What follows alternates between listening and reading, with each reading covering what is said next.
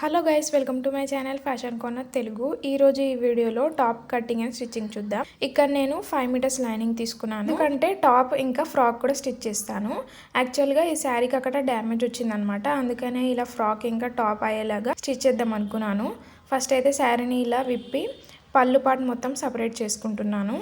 ఈ శారీలోనే నాకు టాప్ రావాలి, ఇంకా ఫ్రాక్ కూడా రావాలి, అందుకనే వచ్చేలాగా అడ్జస్ట్ చేస్తూ కట్ చేసి స్టిచ్ చేశాను.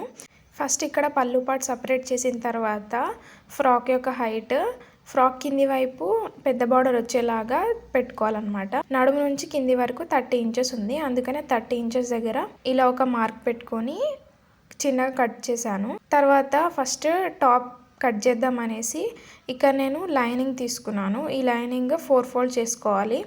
ఈ 4 ఫోల్డ్ ఎలా చేయాలంటే మన చెస్ట్ లూజ్ ఏదైతే ఉందో దాన్ని 4తో డివైడ్ చేసి +2 ఇంచెస్ యాడ్ చేస్తే ఎంత వస్తుందో అంత ఉండేలాగా ఇలా 4 ఫోల్డ్ చేసుకోవాలి. ఇక్కడ నేను 11 ఇంచెస్ ఉంది, దాని హైట్ మాత్రం తక్కువ ఉంది. హైట్ తక్కువ ఉంటే మనం తర్వాత కింది వైపు యాడ్ చేసుకోవచ్చు, అందుకే ఫస్ట్ పైన పార్ట్ మాత్రం కట్ చేస్తున్నాను. ఇక్కడ షోల్డర్ ఇంకా ఆర్మ్ హోల్ 6 ఇంచెస్ పెట్టుకుంటున్నాను. 6 ఇంచెస్ పెట్టిన తర్వాత ఇక్కడ ఎల్ స్కేల్ యూజ్ చేస్తూ ఇలా ఎల్ షేప్లో లైన్ డ్రా చేయాలి. లైన్ డ్రా చేసిన తర్వాత ఆర్మ్ హోల్ షేప్ అనేది డ్రా చేయాలి.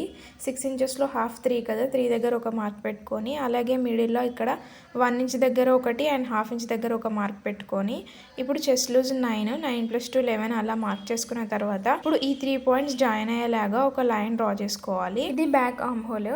అలాగే కింది వైపు హాఫ్ ఇంచ్ దగ్గర డ్రా చేసాం కదా, అది ఫ్రంట్ ఆర్మ్ హోల్ అనమాట. అక్కడ కూడా సేమ్ ఇలానే షేప్ స్కేల్ యూజ్ చేస్తూ ఇలా షేప్ డ్రా చేయాలి. ఇలా ఫ్రంట్ వైపు కొంచెం లోతు ఉండడం వల్ల ముందు బుంగలాగా రాదనమాట. ఇప్పుడు నెక్ డిజైన్ ఇక్కడ 3 ఇంచెస్ మార్క్ చేసి, అలాగే డీప్ వచ్చేసి 4 అండ్ బ్యాక్ సైడ్ 6 ఇంచెస్ తీసుకున్నాను. ఇలా 4 ఇంచెస్ అనేది ఫ్రంట్ వస్తుంది. ఇక్కడ సేమ్ ఎల్ స్కేల్ యూజ్ చేస్తూ ఇలా బాక్స్ షేప్లో డ్రా చేస్తున్నాను. లైన్స్ డ్రా చేసిన తర్వాత నేను ఫ్రంట్కి చిన్నగా వి షేప్లో వచ్చేలాగా డిజైన్ పెట్టుకుందాం అనుకుంటున్నాను. అందుకని ఇక్కడ 1 ఇంచ్ కిందికి పెట్టుకొని, అలాగే అటువైపు హాఫ్ ఇంచ్ దగ్గర మార్క్ పెట్టుకొని, హాఫ్ ఇంచ్ కంటే ఎక్కువ కూడా పెట్టుకోవచ్చు. నేను హాఫ్ ఇంచ్ పెట్టుకున్నాను. ఇప్పుడు రౌండ్ షేప్లో డ్రా చేయాలి. Back side normal round neck అనమాట.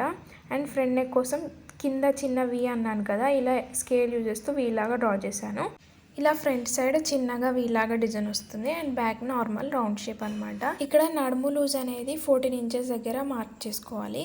ఫస్ట్ అయితే ఇక్కడ 14 ఇంచెస్ దగ్గర ఇలా మార్క్ పెట్టుకొని, అలాగే వేస్ట్ లూజ్ అనేది 21 ఇంచెస్ దగ్గర పెట్టుకోవాలి. మళ్ళీ 21 ఇంచెస్ దగ్గర కూడా అలానే మార్క్ పెట్టుకొని ఇలా ఎల్ స్కేల్ యూజ్ చేస్తూ లైన్ డ్రా చేశాను. ఇలా లైన్ డ్రా చేయడం వల్ల మెజర్మెంట్స్ పర్ఫెక్ట్గా వస్తాయి. ఇప్పుడు నడుము లూజ్ ఎలా అంటే, నడుము లూజ్ని 4తో డివైడ్ చేసి +2 ఇంచెస్ యాడ్ చేయాలి. సో ఇక్కడ నేను 7 + 2 9 పెట్టుకున్నాను.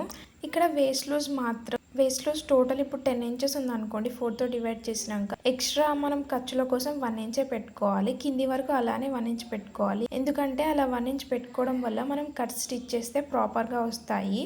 స్టిచ్చింగ్ కూడా చాలా ఈజీగా ఉంటుంది. సో అందుకనే ఇలా ప్రతిదీ నేను 11 దగ్గర ఇలా కింది వరకు మార్క్ చేసి లైన్ డ్రా చేసుకున్నాను. సేమ్ ఇలానే కింది వరకు డ్రా చేసుకోవాలి.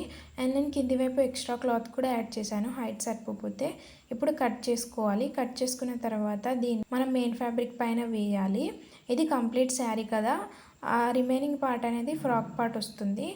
అండ్ అటువైపు ఉంది కదా, అది ఫ్రాక్ పార్ట్ కోసం పైన వస్తుంది అనమాట కొంచెం క్లాత్. ఇక్కడ నేను బార్డర్ కట్ చేయలే, కింద ఫాల్ ఉందనేసి. సో ఇలా ఫ్రంట్ అండ్ బ్యాక్ సపరేట్ చేసుకోవాలి. ఇప్పుడు పిన్స్ తోటి సెక్యూర్ చేసుకోవాలి లైనింగ్ ఇంకా మెయిన్ ఫ్యాబ్రిక్. చూసారా, నేను కింది వైపు కూడా ఎక్స్ట్రా క్లాత్ యాడ్ చేశాను హైట్ సరిపోతే. అలానే ఫ్రంట్ అండ్ బ్యాక్ రెండింటికి పిన్స్ పెట్టుకోవాలి. నెక్ డిజైన్ చుట్టూరు పెట్టుకున్న తర్వాత నెక్ డిజైన్ చుట్టూరు ఒక స్టిచ్ వేసుకోవాలి. స్టిచ్ వేసుకున్న తర్వాత ఈ మెయిన్ ఫ్యాబ్రిక్ ఎక్స్ట్రా ఉంది కదా, దాన్ని ఇలా కట్ చేసి ఇలా చిన్నగా కట్స్ పెట్టుకోవాలన్నమాట. నెక్ డిజైన్ చుట్టూరు ఫ్రంట్ అండ్ బ్యాక్ ఇలానే చేయాలి. కట్స్ పెట్టుకున్న తర్వాత ఈ లైనింగ్ని వెనుక వైపు వేయాలన్నమాట. వెనుక వైపు వేస్తే మనకి నెక్ చుట్టూ క్యాన్వాస్ పేపర్ లేకుండానే స్టిచ్ చేసుకోవచ్చు అండ్ నెక్ డిజైన్ కూడా పర్ఫెక్ట్గానే వస్తుంది. నేను ఎక్కువగా ఇదే మెథడ్ వాడతాను నెక్ డిజైన్ స్టిచ్ చేయడానికి. క్యాన్వాస్ క్లాత్ లేకుండా ఇలా ఈజీ అయిపోతుంది అనమాట. ఇలా వెనక వైపు వేసిన తర్వాత ప్రాపర్గా అనుకోవాలి నెక్ డిజైన్ని. అనుకున్న తర్వాత పైనుంచి ఒక స్టిచ్ వేసుకుంటే ఇలా ఫ్రంట్ అండ్ బ్యాక్ రెడీ అవుతుంది. ఎడ్జెస్ కూడా స్టిచ్ చేసుకోవాలి. ఇప్పుడేమో హ్యాండ్స్ అనమాట. ఇక్కడ హ్యాండ్స్ కోసం నేను పఫ్ హ్యాండ్స్ స్టిచ్ చేద్దాం అనుకుంటున్నాను. అందుకనే నార్మల్ హ్యాండ్స్ ఎలా కట్ చేస్తామో అలానే కట్ చేసి మధ్యల వైపు మాత్రం ఒక 5-6 ఇంచెస్ ఎక్స్ట్రా పెట్టుకోవాలి. అలా మనం 5-6 ఇంచెస్ ఏదైతే ఎక్స్ట్రా పెట్టుకున్నామో అది మొత్తం ఇలా చిన్న చిన్నగా ప్రిల్స్ పెట్టుకోవాలన్నమాట. మనం ఇష్టం వచ్చినంత పెట్టుకోవచ్చు. అది ఇప్పుడేమో కింది వైపు ప్రిల్స్ పెట్టుకోవాలి. ఎలా అంటే పై వైపు మనం అటు సైడ్ ఓపెనింగ్ పెట్టాం కదా, కింది వైపు ఇటు సైడ్ ఓపెనింగ్ పెట్టాలి. అటు ప్రిల్ కుడితే ఇటు ప్రిల్ కుట్టాలన్నమాట. ఇలానే మొత్తం స్టిచ్ చేసుకుంటే ఇలా ఆపోజిట్లో పెట్టడం వల్ల మనకి హ్యాండ్ అనేది పఫీగా వస్తుంది, చాలా బాగుంటుంది లుక్. అందుకనే ఈ మెథడ్ ఫాలో అవుతాను నేను. ఇప్పుడేమో కింది వైపు చిన్నగా బార్డర్ అటాచ్ చేస్తున్నాను. ఈ ప్రిల్స్ పైన ఇలాగా చిన్న బార్డర్ పెట్టేసి స్టిచ్ చేయాలన్నమాట. ఇలా బార్డర్ అటు ఎడ్జ్ నుంచి ఇటు ఎడ్జ్ వరకు పెట్టి స్టిచ్ చేసుకోవాలి. ఈ బార్డర్ కూడా మన హ్యాండ్ యొక్క విడ్త్ ఎంత ఉందో అంతే తీసుకోవాలి. అలా తీసుకోవడం వల్ల పఫ్స్ అనేది చాలా బాగా ఎలివేట్ అవుతుంది. ఇప్పుడు ఈ బార్డర్ని అటువైపు టర్న్ చేసి పైనుంచి ఒక స్టిచ్ వేసుకున్నాను. అలా హ్యాండ్స్ అనేది రెడీ అవుతుంది. ఇప్పుడు షోల్డర్స్ జాయిన్ చేసుకున్నాను. ఫ్రంట్ అండ్ బ్యాక్ రెండింటి యొక్క షోల్డర్స్ జాయిన్ చేసుకున్న తర్వాత ఇందాక మనం కుట్టుకుని మన పఫ్ స్లీవ్ ఏదైతే ఉందో దాన్ని మధ్యలో కట్ పెట్టుకోవాలన్నమాట. అలాగే షోల్డర్ జాయిన్ చేసిన పాయింట్ ఇంకా ఈ కట్ రెండు జాయిన్ అయ్యేలాగా పెట్టుకొని ఇలా చుట్టూరు ఒక స్టిచ్ వేయాలన్నమాట. అటువైపు అండ్ ఇటువైపు 2 సైడ్స్ వేస్తే మనకి హ్యాండ్ అనేది మన టాప్ పార్ట్కి అటాచ్ అయిపోతుంది. సో ఇలా వస్తుందన్నమాట. హ్యాండ్స్ అటాచ్ చేసిన తర్వాత చూసారా మన పఫ్ హ్యాండ్స్ ఎలా ఎలివేట్ అయ్యాయో. ఇప్పుడు దాన్ని ఎడ్జెస్ స్టిచ్ చేసుకోవాలన్నమాట.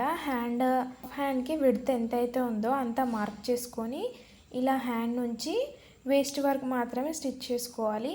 మన మెజర్మెంట్స్ అనేవి మళ్ళీ ఒకసారి మార్క్ చేసుకొని మెజర్మెంట్స్ పైనే స్టిచ్ వేసుకోవాలి. 2 సైడ్స్ ఎడ్జెస్ స్టిచ్ వేసుకుంటే ఇలా అవుతుంది అన్నమాట అవుట్పుట్.